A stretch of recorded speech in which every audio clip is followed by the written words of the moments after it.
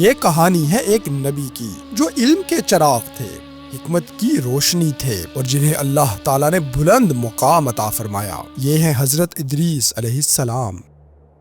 حضرت ادریس علیہ السلام کا تعلق حضرت شیث علیہ السلام کی اولاد سے تھا۔ یوں وہ حضرت آدم علیہ السلام کے پڑ پوتے تھے۔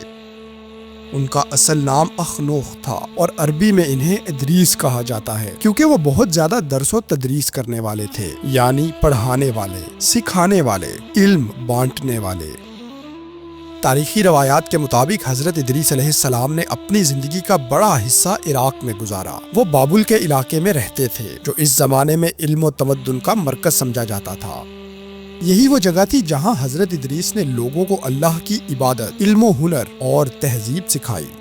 انہوں نے بابل کے لوگوں کو شرک سے روکا اور انہیں توحید کے راستے کی طرف بلایا۔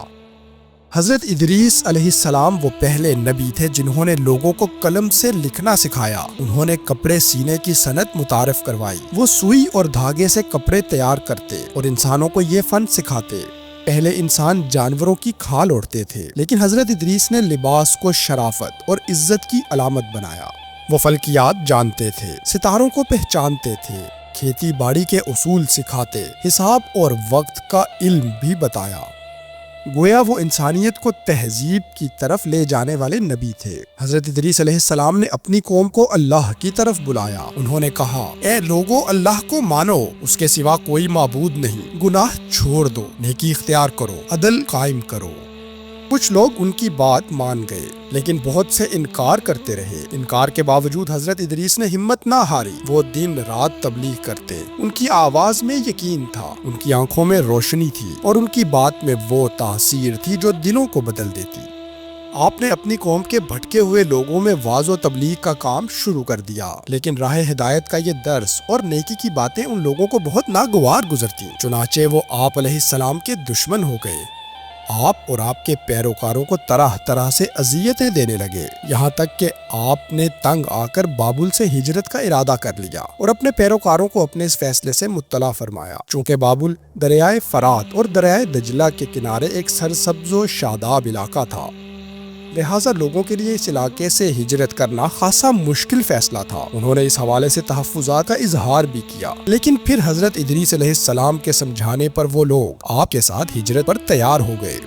حضرت ادریس اور ان کے پیروکاروں نے بابل سے مصر کا رخ کیا اور دریائے نیل کے کنارے آباد ہو گئے، جو پہلے سے بھی زیادہ سرسبز و شاداب علاقہ تھا۔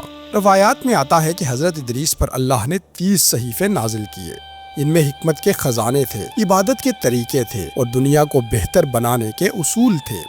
حضرت ادریس علیہ السلام نے اپنے شاگردوں کو یہ صحیفے پڑھائے۔ وہ پہلی بار باقاعدہ درس و تدریس کا نظام قائم کرنے والے نبی تھے۔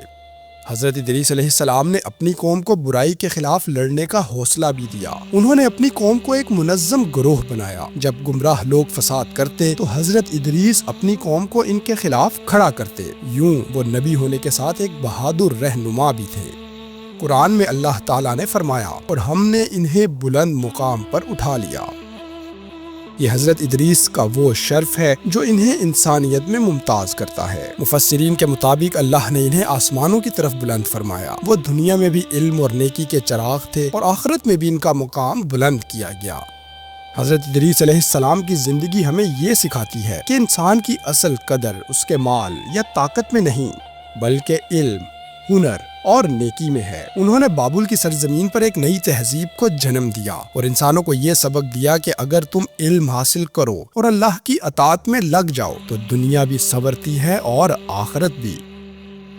حضرت ادریس علیہ السلام کا چراغ آج بھی جل رہا ہے۔ سوال یہ ہے، کیا ہم اس روشنی کو اپنی زندگی میں جگہ دے رہے ہیں یا پھر اندھیروں میں کھوتے جا رہے ہیں؟ اس سبق آموز ویڈیو کو اپنے چاہنے والوں کے ساتھ بھی شیئر کریں اور مزید تاریخی معلومات کے لیے ہمارا چینل سبسکرائب کریں۔